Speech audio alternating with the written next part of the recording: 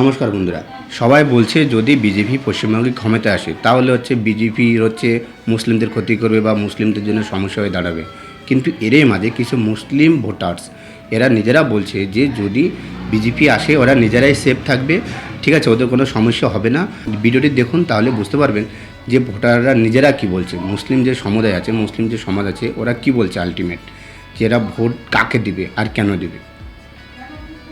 দেখুন ভিডিওটি। ইনশাআল্লাহ এই 26-এর নির্বাচন, মমতা বেগমের বিসর্জন, পশ্চিম বাংলায় সনাতনী হিন্দু ভাইদের অস্তিত্ব লড়াই, আমরা রাষ্ট্রবাদী মুসলমান আমাদের উন্নয়নের লড়াই। এইবার মমতা খালাকে, এই জিহাদি সরকারকে, হিন্দু বিরোধী সরকারকে আমরা পশ্চিম বাংলা থেকে এবার বিসর্জন দিব। ইনশাআল্লাহ 180 থেকে 200 আসন পশ্চিম বাংলায় বিজেপি। তৃণমূলের কিছু মুখপাত্র আছে যারা মুসলমানদের নিজের বাপের পৈতৃক সম্পত্তি করে 15 বছর ধরে আমাদেরকে ভোট ব্যাংকে ইউজ করেছে, তাদের গায়ে জ্বালা হয়ে গেছে। এখন আমরা রাষ্ট্রবাদী মুসলমানগুলো এখন ভারতীয় জনতা পার্টির সাথে এসেছি। পশ্চিম বাংলাকে পরিবর্তন করার দরকার আছে। আমাদের মুসলমান ভাইদের, মুসলমানদের উন্নয়নের দরকার আছে। এই উন্নয়নের লক্ষ্যে আমরা ভারতীয় জনতা পার্টিতে এসেছি। কিছু গ্রামের আমাদের কিছু মুসলমান আছে, কিছু এই তৃণমূলের জিহাদি মৌলবাদীরা তাদের ব্রেন আইওয়াশ করে রাখছে যে বিজেপি কি নাকি পশ্চিম বাংলায় আসলে মুসলমানগুলোকে বাংলাদেশ পাকিস্তানে পাঠাবে, ডিটেনশন ক্যাম্পে পাঠাবে, তাদেরকে বার করে নিয়ে আসতে হবে এই তৃণমূলের মিথ্যাচারের কাছ থেকে।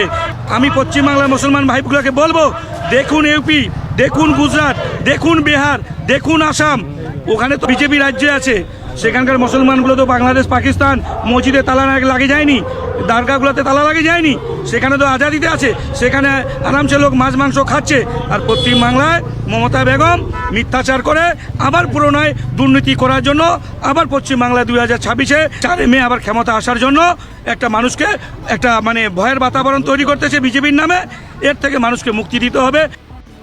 তো বন্ধুরা শুনতে পেয়েছেন, অ্যাকচুয়ালি ওরা নিজেরাও চাইছে যে আমাদের হিন্দুদের এখানে অস্তিত্বের লড়াই হচ্ছে, অতএব ওদের অস্তিত্বের কোনো সম্পর্ক নেই, ওরা চাইছে বিকাশ।